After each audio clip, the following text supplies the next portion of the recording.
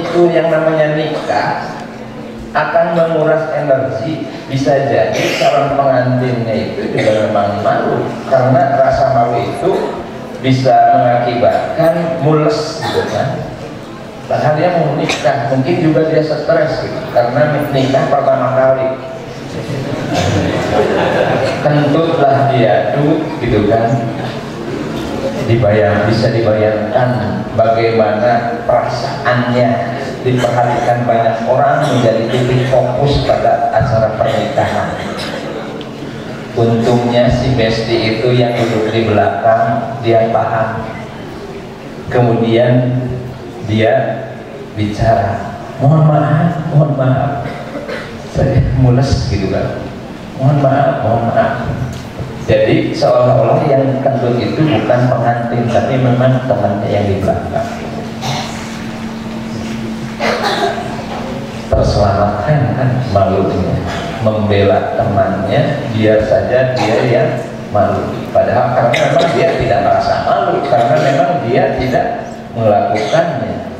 Apa yang terjadi setelah pernikahan selesai? Kamu ini memang teman yang luar biasa.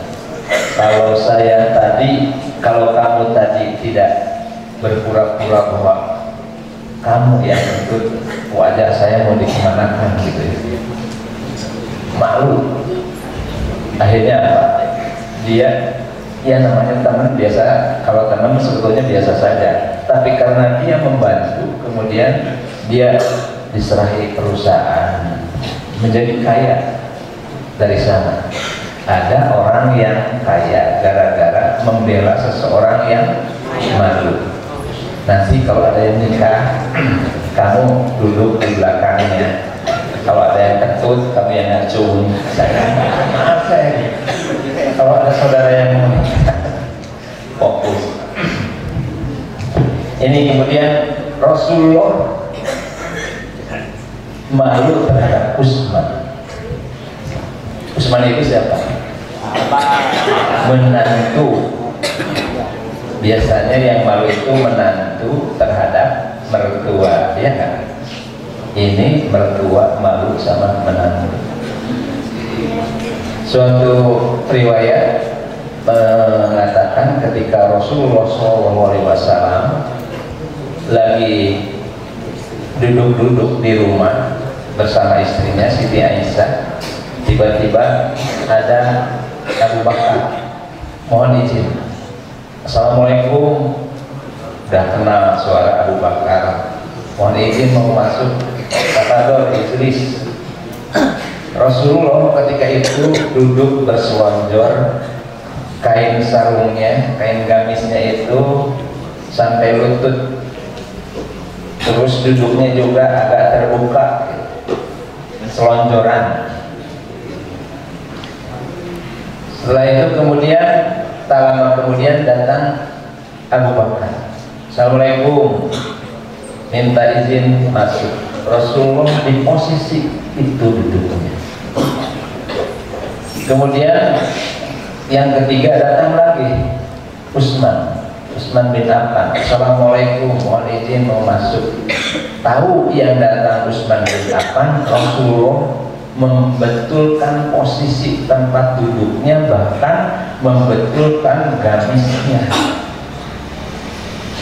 Itu diperhatikan oleh istrinya Siti Aisyah.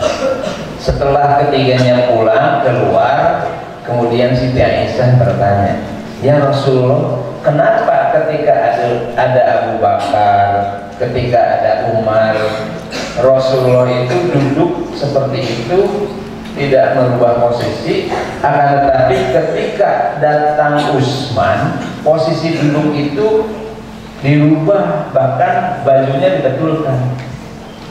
Kata Rasulullah, malaikat saja malu terhadap Utsman.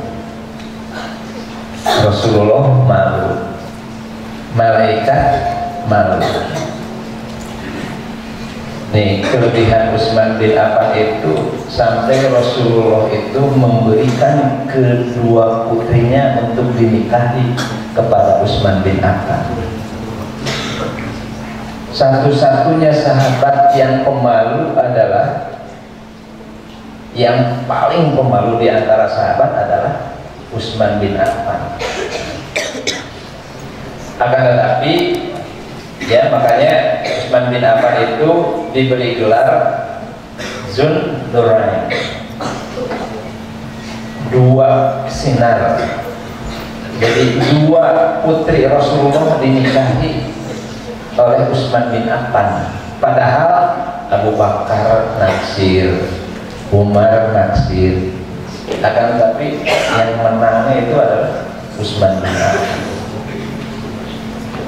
Akan tetapi kedua putri Rasulullah itu tidak dinikahi bareng gitu ya. Ketika Siti Ruqayyah meninggal, kemudian menikah dengan Ummu Kulsum.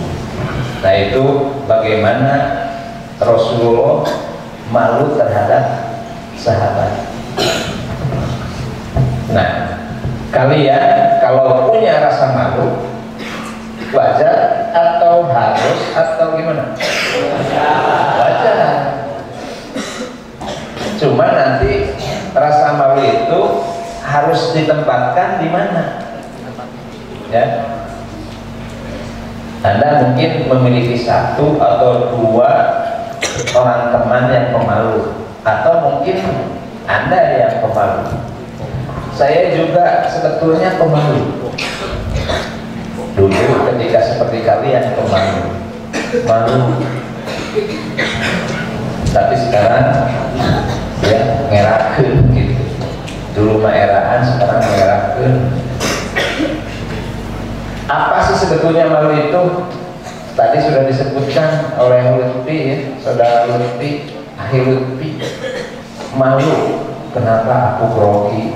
Tiba-tiba kalau ketika malu itu semuanya jadi tidak fokus. Apa yang sudah disiapkan hilang. Ujung-ujung beri jalur kan gitu. Gak fokus karena malu. Ada masalah. Malu itu apa sih? Malu adalah sebuah sifat atau karakteristik yang ditandai dengan kecenderungan merasa gugup. Betul kan? Kalau kita malu biasanya gugup, khawatir atau canggung selama berinteraksi sosial. Jadi malu itu adalah sebuah ketakutan. Ketakutan tidak dihargai, ketakutan dicemooh, ketakutan dibully, takut tidak bisa, maka timbullah malu. Akan tetapi malu itu ada dua ya, ada dua jenis. Yang pertama adalah orang yang merasa malu karena situasi tertentu. Contoh, kalian sekarang malu gak? Jawab enggak. Kalian malu nggak sekarang? Enggak. Enggak, karena dalam kondisi tertentu. Coba, ini teman kamu nih. Kenapa ngantuk ya? Coba kesini sebentar. Ini sebentar.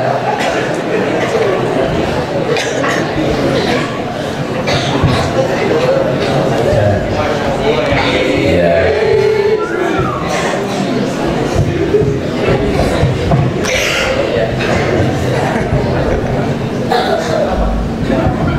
Terima kasih. Baik. Saya hanya ingin menjelaskan apa? Orang yang malu karena situasi tertentu. Gak namun tidak tahu apa-apa, ujung-ujung dipanggil terus maju ke depan. Akhirnya dia juga kan begini. Orang yang malu biasanya itu. Ya, kalau enggak matanya bukan matanya, pipinya merah, berkeringat. Tapi ketika ngantuk disuruh ke depan menjadi cenghar.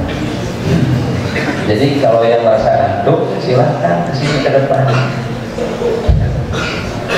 Itu yang pertama ya. Sering kita kedatangan rasa malu yang mendadak. Kenapa Rijal, santri Rijal kalau mau ke ATM selalu ngantri? Karena di antara mereka ada yang malu kalau pergi sendiri. Kenapa? Banyak UG. Seolah-olah UG itu ketika yang nongkrong di depan kelas itu semuanya ngeliatin kamu. Mata itu seolah-olah tertuju ke kamu semuanya. Padahal kegeeran gitu. Seolah sekarang saya lagi bicara di sini. Kalau saya memang malu, perasaan kalian itu memandang saya itu seperti apa? Memandang melotot gitu. Tapi pas saya lihat ada yang ngantuk, ada yang ngobrol. Nah, jadi malu itu sebetulnya dibentuk oleh pikiran kita. Itu yang pertama ya. Jadi malu datang karena situasi tertentu. Yang kedua, ada juga orang yang pada dasarnya sudah memiliki sifat malu. Jadi ada malu yang datang secara tiba-tiba karena situasi tertentu. Ada juga orang yang memang dasarnya itu sudah pemalu. Mengapa seseorang bisa memiliki sifat malu? Kenapa orang semuanya memiliki sifat malu? Karena 30% malu itu sudah ada nempel pada tubuh kita. Malu itu ada. Saya kalau mau berbicara di depan orang yang banyak, malu itu ada. Malu, gugup itu ada. Ketika saya berhadapan dengan situasi yang berbeda, gugup itu ada. Kenapa? Karena memang ini sunatullah sudah. Jadi tidak benar, Ustaz, gimana ya saya menghilangkan rasa malu. Jangan dihilangkan rasa malu mah, karena memang sudah diberikan oleh Allah. Mau benar kalian dihilangkan rasa malunya? Mau? Tidak mau. Nanti kalau kamu dihilangkan rasa malunya, maka kamu akan menjadi orang gila. Orang yang gila kan tidak ada rasa malu. Gak pakai baju, gak pakai celana kemana-mana. Ih, saya tidak ada rasa malu, karena memang dia orang ini sudah dicabut rasa malunya. Apakah menjadi pemalu adalah hal yang buruk? Apakah menjadi pemalu adalah hal yang buruk? Pertanyaan. Banyak orang yang beranggapan bahwa sifat pemalu ini adalah kelemahan yang harus diperbaiki. Pasalnya orang pemalu acap kali dianggap sulit berhubungan sosial, berkomunikasi dengan orang lain. Memang ada orang yang yang hidupnya itu maunya sendiri. Kamu termasuk kategori ini tidak? Bertemu sama orang itu takut gitu. Untuk ngomong sama kasir di minimarket saja, teh berapa, dia nggak berani, saking malunya. Ketika dia naik angkot gitu ya, dia udah sampai tujuan, mau bilang berhenti atau kiri, dia nggak berani, parah ya. Jadi ada orang yang beranggapan bahwa sifat malu ini sebuah kelemahan. Kemudian malu bisa mendatangkan beberapa keuntungan dalam situasi dan kondisi tertentu. Orang yang memiliki sifat malu ini biasanya lebih sensitif akan perasaan dan emosi orang lain, sehingga membuat mereka menjadi pendengar yang baik. Jadi kalau kamu ingin curhatnya itu jangan kepada orang yang ekstrovert atau orang yang sepertinya dia rasa malunya itu seperti tidak ada. Kalau dalam bahasa Sunda wanteran. Kalau mau curhat ke pemalu. Ini dia akan menjadi pendengar yang baik. Ketika kamu mau memutuskan sesuatu, meminta pendapat, saya mau kesini gimana menurut kamu? Minta pendapat kepada pemalu, orang yang rasa malunya tinggi. Kenapa? Karena orang yang mempunyai rasa malunya tinggi biasanya perhitungannya itu tepat, ya, tepat dihitung. Kalau saya melakukan ini dampaknya ini.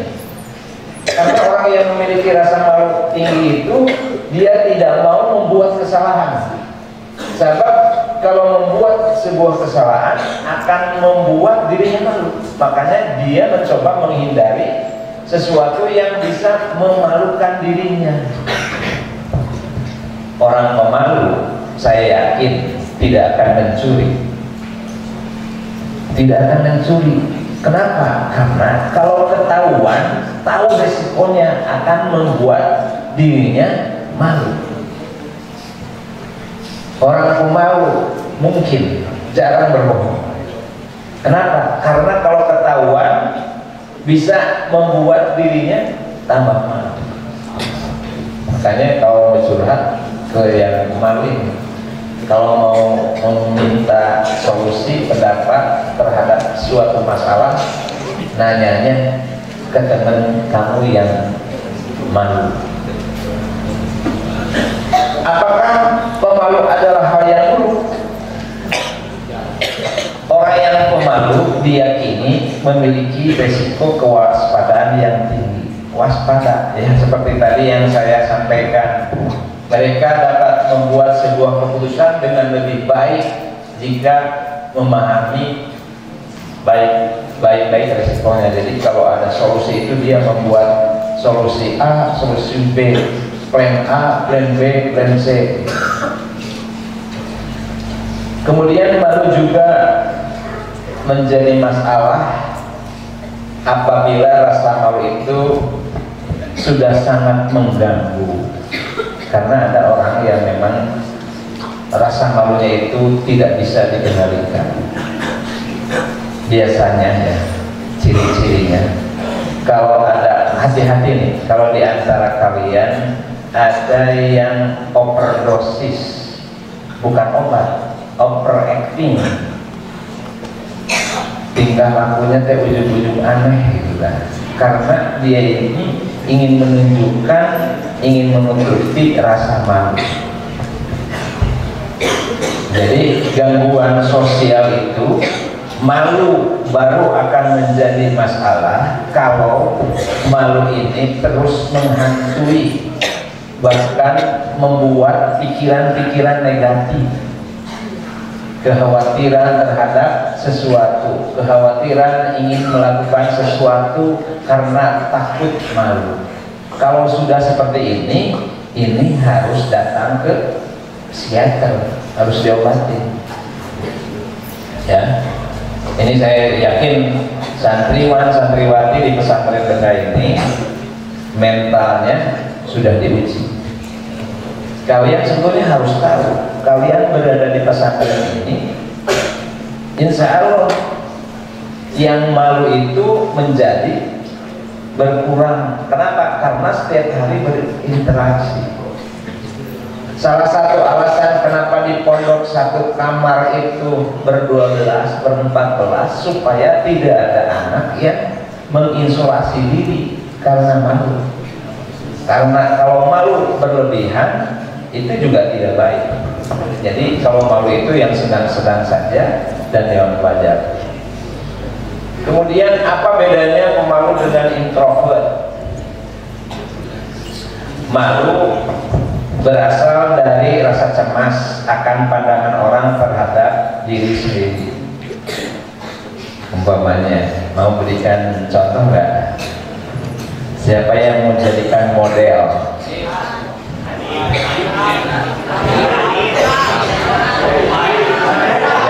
Sudah ya. Kalau sudah seperti ini saling tunjuk berarti hampir mayoritas memiliki rasa malu. Bagus, sebab kalau ada ujung-ujung ada santri yang berdiri, ini harus dipertanyakan. Ujung-ujung berdiri mau ngapain? Ini menunjukkan bahwa saya ini malu. Kalian dengan tidak berani berdiri beranjak ke sini ke depan juga menunjukkan bahwa kita memang ada malu, fitrah yang diberikan oleh Allah kepada kita. Malu berasal dari kecemasan pandangan orang terhadap diri sendiri. Contoh santri nih, ketika disuruh maju tampil memberikan ceramah, muhadharah, tampil di depan teman-teman, itu muncul rasa cemas. Cemasnya itu pertama, kecemasan itu macam-macam. Kalau orang yang namanya orang visual yang selalu mengandalkan bahwa sesuatu itu bagaimana penampilan, maka yang dia khawatirkan adalah bagaimana penampilannya. Baju saya serasi tidak, penampilan saya serasi tidak. Itu kalau kamu orang visual.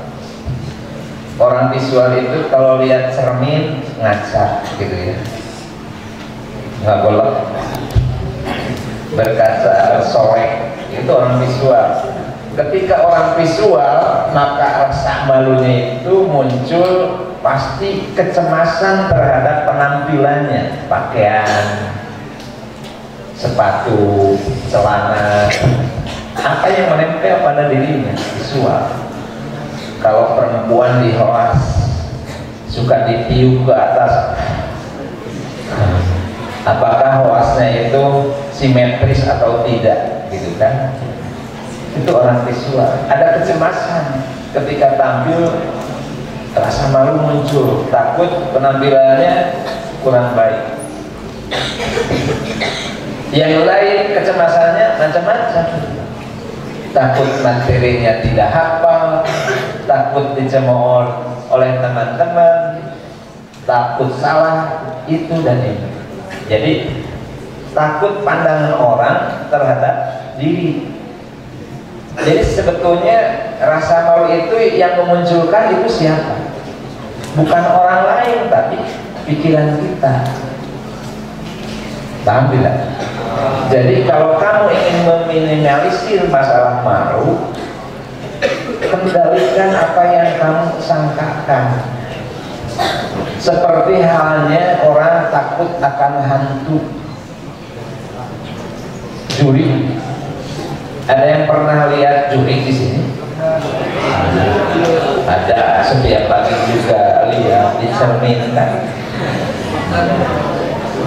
Tapi karena pikiran kita teracuni oleh informasi-informasi, ya juri, di kita itu juri, jin, kuntilanak, suster ngesot, juri kayak gitu teh, di kita menyedihkan ya, kuntilanak, sundal bolong, pocong gitu. Ayah suster ada elit sedikit ngesot, terus bajunya kotor gitu kan. Yang kita, pikiran kita itu seperti itu. Ketika kita dalam kesendirian, kemudian ujuk-ujuk ada suara tertentu, maka yang dibayangkan adalah yang ada di pikiran. Sama dengan malu. Malu juga timbul karena pikiran kita. Kemudian ada juga istilah introvert. Pernah dengar? Pernah. Introvert pernah dengar? Pernah. Barusan saya udah nyebut 2 kali. Adalah seseorang yang menyendiri. Nih bedanya. Jadi orang introvert itu bukan orang pemalu, tapi orang yang menyendiri. Kemudian dia itu membaca referensi, membaca buku-buku, mencari kekuatan, mengumpulkan kekuatan. Setelah kumpul kekuatan, baru keluar bergaul sama orang lain. Jika namanya ingat film, ingat udah mengumpul kekuatan, keluar. Nah ini orang introvert. Orang introvert ini biasanya kalau bergaul sama teman-teman itu nggak lama bergaul, biasa aja bergaul sama kayak yang lain. Tapi biasanya nggak lama, saya itu pulang, nggak serama, diam, ngapain diam? Mengumpulkan kekuatan lagi, gitu kan? Mengumpulkan energi, setelah kuat bergaul lagi. Nah orang introvert ini untuk bergaul itu dia mencari referensi bagaimana caranya mengakrabkan diri dengan teman-teman. Di awal seperti itu. Tapi setelah biasa, biasa saja. Kalau di pondok kan sudah biasa. Oke. Bagaimana kedudukan malu. Malu itu duduk atau berdiri, gitu maksudnya. Bagaimana kedudukan malu? Ada orang yang berupaya untuk menghilangkan urat malu. Kalau dalam bahasa Sunda istilahnya, wah, bodas celi. Bodas celi itu bukan telinganya yang putih, ya. Akan tetapi itu panggilan bagi anak, bagi orang yang pemalu. Tong eraan atuh, ya, seolah-olah harus dihilangkan. Malu itu tidak bisa dihilangkan. Bahkan dalam Islam, dalam sebuah hadis riwayat Bukhari, al-imanu bid'un wasituna subatan fa'abdaluha qawlu la ilaha illallah. Jadi iman itu mempunyai 60 cabang. Fa'abdaluha qawlu la ilaha illallah. Cabang yang paling tinggi adalah la ilaha illallah. Wa adnaha imatul ada anil thoriq. Dan yang paling rendah adalah menyingkirkan duri dari jalan. Wal haya'u subatun minal iman. Dan malu merupakan salah satu cabang dari iman. Jadi malu ini jangan dihilangkan. Kalau kamu mempunyai rasa malu wajar, karena kata hadis ini sebagian dari cabang keimanan. Bahkan dalam hadis lain dikatakan al-haya'u wal imanu qurina jami'an, bahwa rasa malu dan iman itu ada kedua-duanya bergabung gitu ya dalam segala situasi dan kondisi. Faidah rupiah rumah, kalau diangkat salah satu dari keduanya, rupiah akhar, maka akan tercabut kedua-duanya. Jadi iman dan malu itu harus selalu ada. Nah kemudian seseorang yang memiliki sifat malu, kebaikannya akan senantiasa datang menghampiri dan akan membantu dalam menghalangi untuk melakukan perbuatan maksiat dan dosa. Kita mempunyai iman, akan tapi kita malunya itu sedikit. Bisa jadi kita melanggar, berbuat dosa, tapi karena kita memiliki rasa malu, maka terjaga dari perbuatan dosa. Itu maksudnya. Bahkan di mana ya, pernah diadakan penelitian. Kamu mungkin pernah melihat dalam film-film atau dalam pergaulan sehari-hari di Eropa Barat, di Amerika, di benua Amerika, Australia, di mana orang-orang yang senantiasa memakan makanan yang haram dan minuman yang memabukkan, itu rasa malunya sudah dicabut. Itu pernah diteliti. Ternyata orang-orang yang senantiasa memakan makanan yang haram dan memabukkan, rasa malunya sudah dicabut. Coba lihat capakan sedikit antara laki-laki dan perempuan, padahal di situ ada suaminya, ya, ada suaminya. Umpamanya saya bawa istri, teman saya datang bawa istri, saya capakan sedikit sama istri teman saya juga capakan sama, melakukan hal yang sama. Itu biasa aja. Kenapa biasa aja? Coba kalau sekarang terjadi di sini, di pesantren di Indonesia, tidak ada rasa malu dan dicabut rasa cemburu. Jadi cemburunya berkurang. Bahkan al-haya'u la ya'ti illa bi khairin, bahwa malu itu tidak akan datang kecuali dengan kebaikan.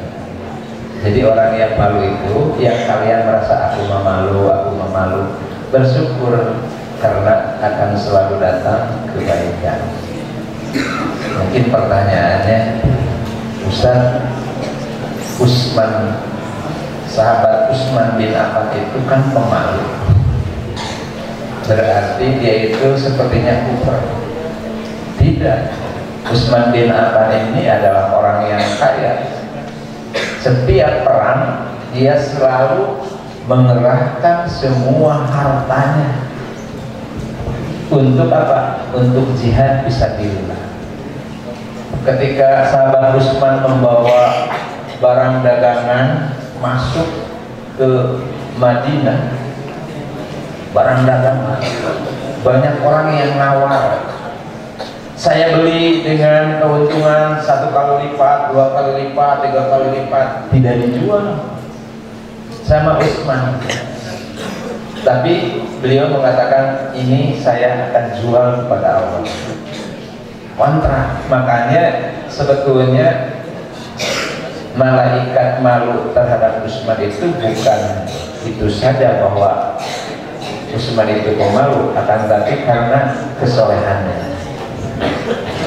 Kemudian karena Nabi Sallallahu Alaihi Wasallam asada hayaan min adaroi fihidriha, bahkan Nabi Muhammad Sallallahu Alaihi Wasallam itu adalah pemalu. Nabi kita itu pemalu daripada perawan dalam pingitan. Tahu nggak perawan dalam pingitan? Kalau ada gadis sudah datang di hitbah, biasanya kalau mau menikah itu dipingit, tidak boleh kemana-mana. Ini gadis zaman dulu ya, zaman Rasulullah juga ada dulu di Sunda juga yang namanya gadis pingitan itu.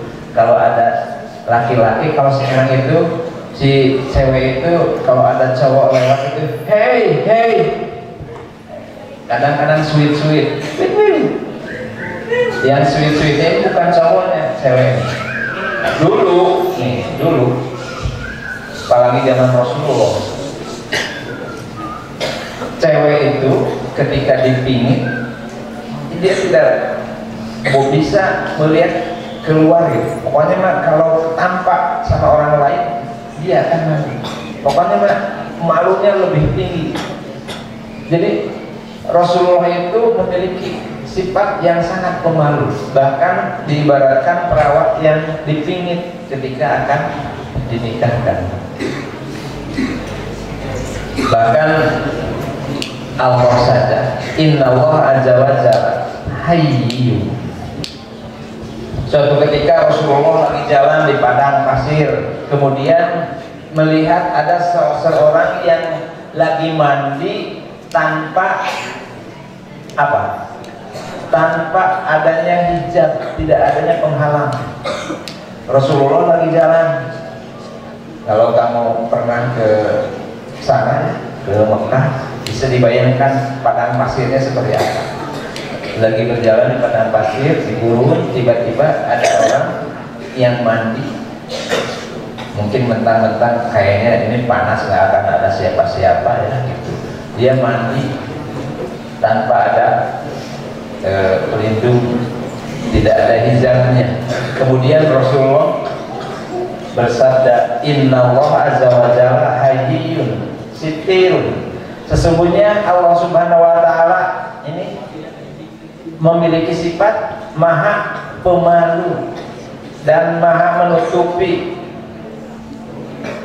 Yuhibbul hayya wasatro. Allah mencintai sifat malu dan orang yang menutupi aurat. Faidah tak salah ahadukum falyastafir. Makanya kalau kalian lagi mandi harus ada penutupnya. Makanya tidak dianjurkan kalau kalian mandi bareng gitu ya, telanjang penyol ya, harus ada rasa malu. Allah memiliki rasa malu, apalagi kita manusia. Jadi kalau kalian mau menghilangkan rasa malu, jangan, karena itu fitrahnya. Allah juga Inna Allah la yastahi ayat riba masalah nawawdotan pamal qawmaha.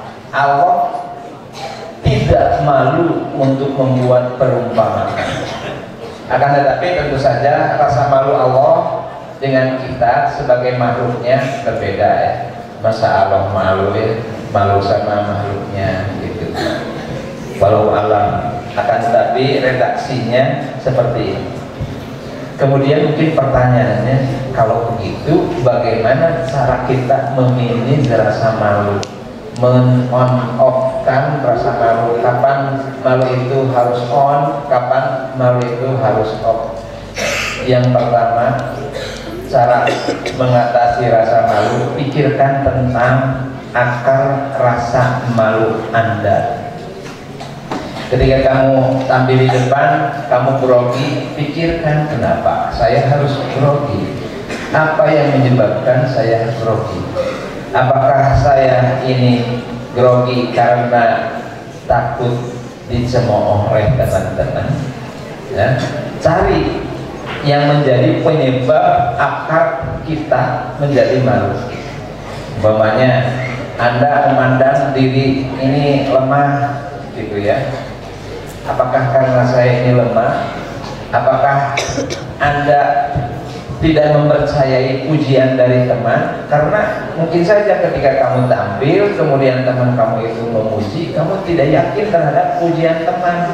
Bisa saja teman kamu itu ingin membuat kamu senang saja, padahal tidak seperti itu. Kemudian Anda terlalu banyak berpikir dan Anda terlalu banyak khawatir biasanya terhadap apa yang kamu pikirkan. Belum apa-apa khutbah di logo Arabia atau Injiliyah, wah nanti saya pasti harus tampil di depan, padahal diumumkannya itu 1 minggu yang akan datang. Dari hari ini kamu kepikiran terus ya. Seharusnya jangan seperti itu. Anda dicap sebagai pemalu oleh orang lain. Nah, ini harus dihilangkan. Apapun alasannya yang tadi, alasan-alasan di atas harus dikendalikan. Ketika kamu malu, maka kendalikan. Yang lain juga belum tentu, umpamanya ya, dengan menghibur diri. Yang lain juga belum tentu bisa lebih baik seperti saya. Yang lain juga belum tentu lebih baik dari saya. Mungkin yang lain bisa lebih jelek daripada saya. Menghibur diri. Bagaimana pikiran-pikiran yang menghantui kita matikan. Kemudian terima rasa malu itu menjadi sebuah takdir sehingga kamu ikhlas. Ya Allah, saya ikhlas, saya seperti ini, tapi saya ingin lebih baik.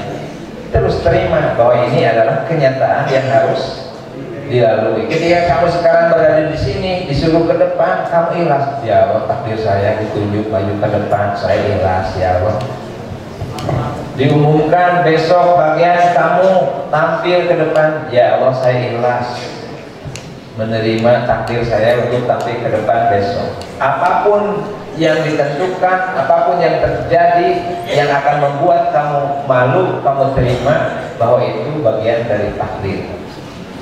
Kemudian kalau ikhtiar yang lain adalah membuat daftar, ditulis ya, kalau perlu ditulis daftar situasi yang membuat Anda gelisah, yang membuat Anda malu itu apa saja, ditulis. Setelah ditulis kemudian taklukkan kira-kira solusinya seperti ini. Umpamanya contoh yang bisa membuat kamu malu itu adalah penampilan, ditulis.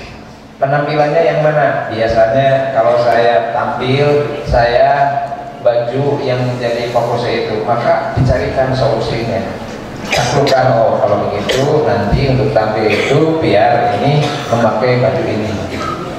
Jadi ketika kamu memiliki rasa malu, kemudian kamu pikirkan kenapa saya harus malu, padahal kita tampil di depan teman-teman sendiri gitu. Yang lain juga bisa saja tidak lebih baik dari saya. Cari akar masalahnya, apa kekurangan kita, ditulis, kemudian dicarikan solusi. Ketika kamu mau tampil, ingat-ingat solusinya. Tentu saja hal itu harus didorong dengan doa.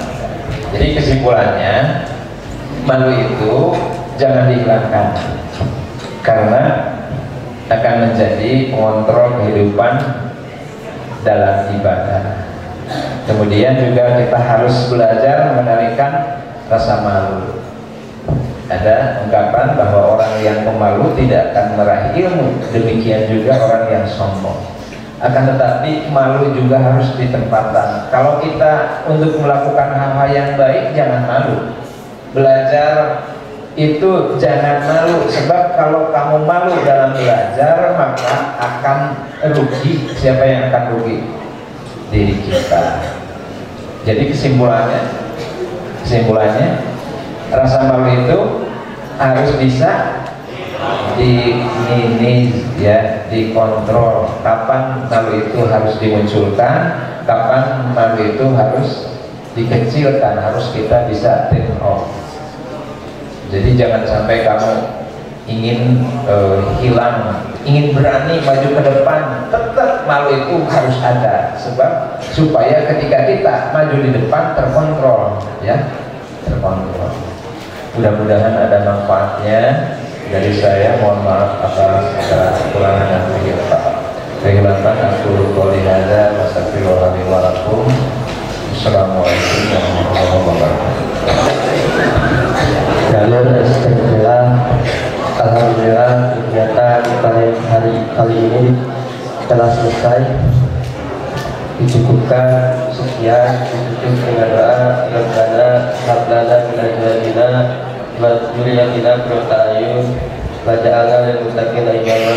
Rabbana atina fid dunya hasanah wa fil akhirati hasanah wa qina adzabannar. Taqabbal lana ijal taqabbal minna.